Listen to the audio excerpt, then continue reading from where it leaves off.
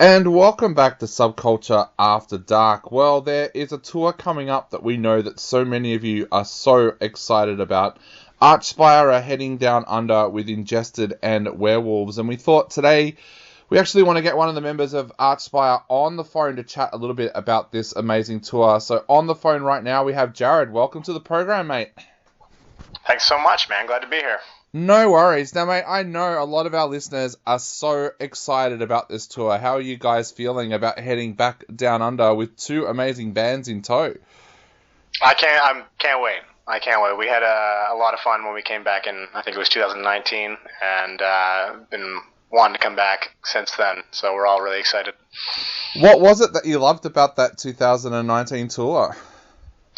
Oh, I mean, I'm sure everybody talks about it, but we had we got to go hold the koalas at the koala sanctuary, and it was it was pretty neat.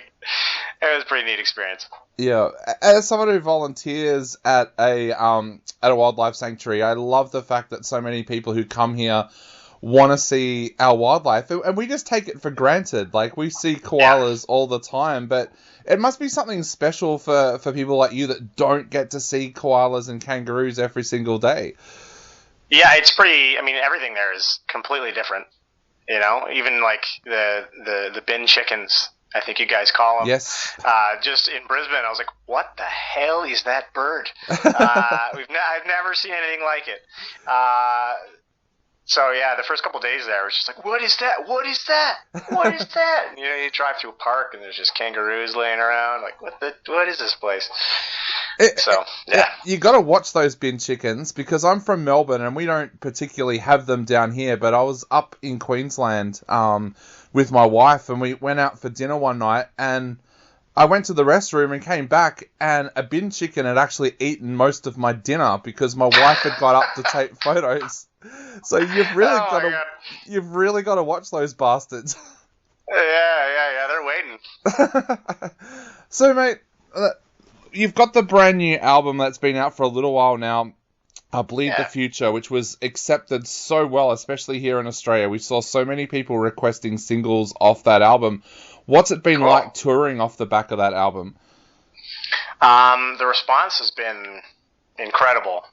Our first tour back, I mean, we kind of released it at the tail end of COVID, and then we did our first tour back after everything opened up, and I don't know what happened, but everybody seems to really like it. Our shows were more successful than any headliner we've ever done. Every tour we've done since the release of that album has been our biggest in each market. It's been a pretty incredible couple of years. What was that time during COVID? That must have been such a rough time for you guys, because the album got pushed back. You weren't able to tour. What was that time period like for you, and what was that like getting out there and doing the first shows again?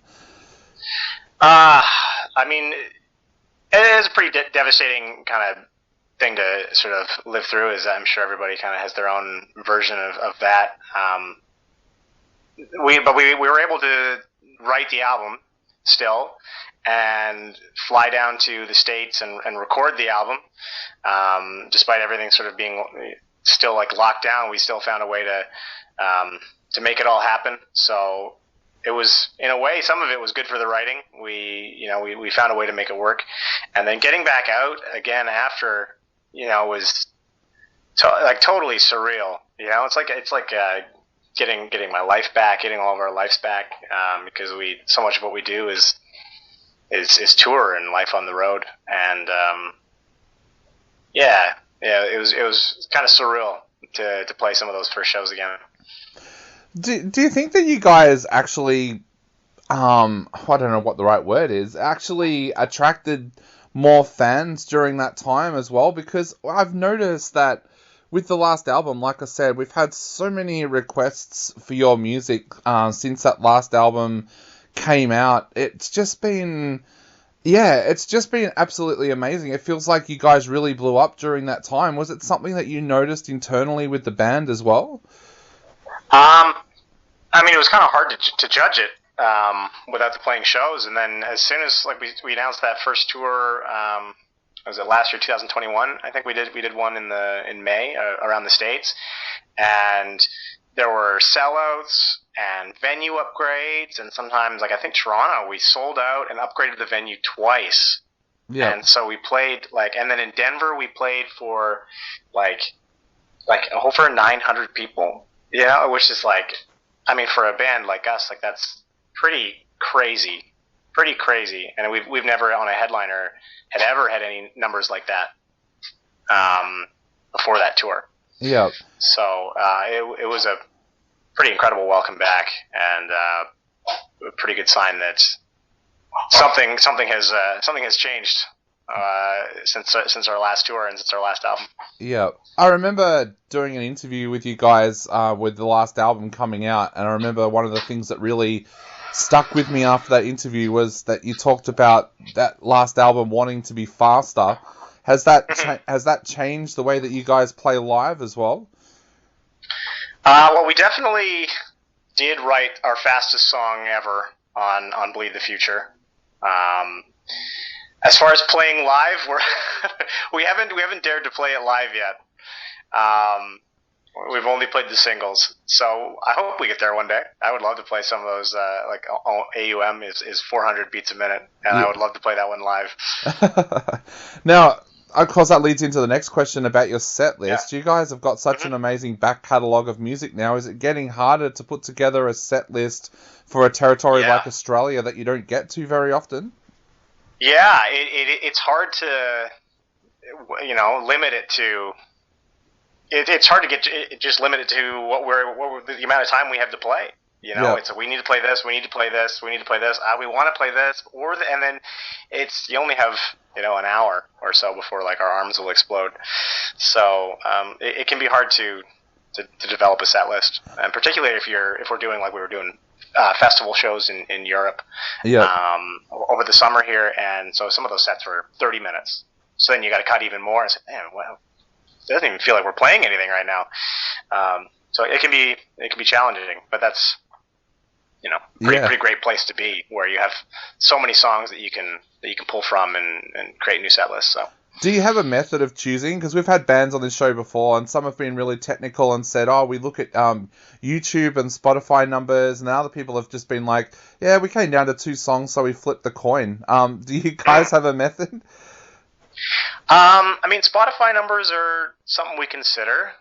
Yeah. We've got our core songs that we kind of always play, and then as far as what we cycle in and out, it kind of, we played this one last time, so we'll play this one this time. Yeah. So it's nothing too technical with it. We just kind of hash it out and make it work.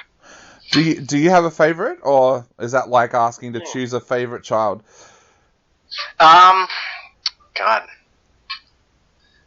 I really enjoy playing Drone Corps Aviator and Remote Tumor Seeker are 2 really fun ones to play live.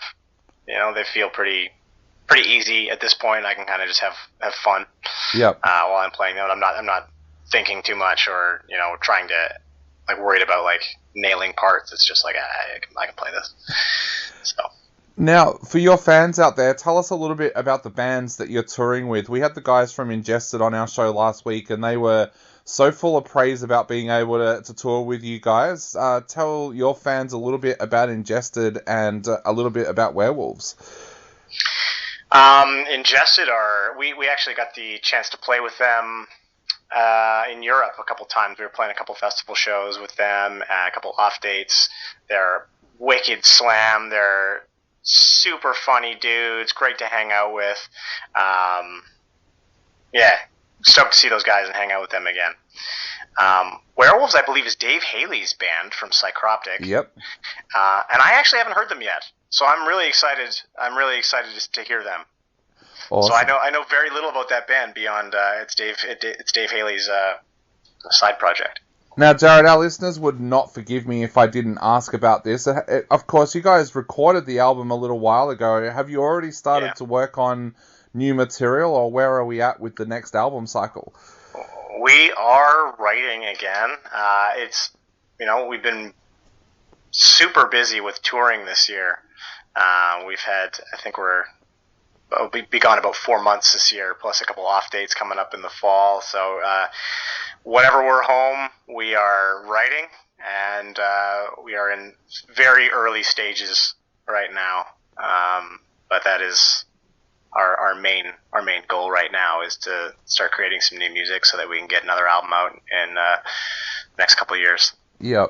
Does that kind of make it weird when you go out and tour, then come back, do some writing, go out on tour, come back and write again? Like, does it feel... Yeah. Does it feel weird? It can be hard to sort of get back into that creative space. Yep. You're right? Because, if you're just out playing shows, it's sort of execute mode and kind of just doing the same. And we're not necessarily writing. We don't really write on the road, and it's not necessarily a creative space. Yeah. When you're on tour, and then when you get home, it's like, okay, it's nice to take a few days off, and then, okay, we got like a month of writing we can do, and you kind of grind some stuff out, and then tour prep is coming up again, so we're kind of back into it. So it feels like it's been interrupted a few times, but we've got the next few months off after this next little run in Australia and Japan, and so we'll get a bunch of writing done over the winter, I think. Awesome. Well, I know we're running out of time very, very quickly, and you've got other interviews to get to. So to finish off, what would you like to say to all of your fans out there that are so excited about these shows? Can't wait to play these shows. Can't wait to see you all. I hope you all come out to check these shows out. We're in Australia from October 11th to the 17th, and come out to the show, grab a t-shirt, say hi, mosh, have fun. I'll see you all there.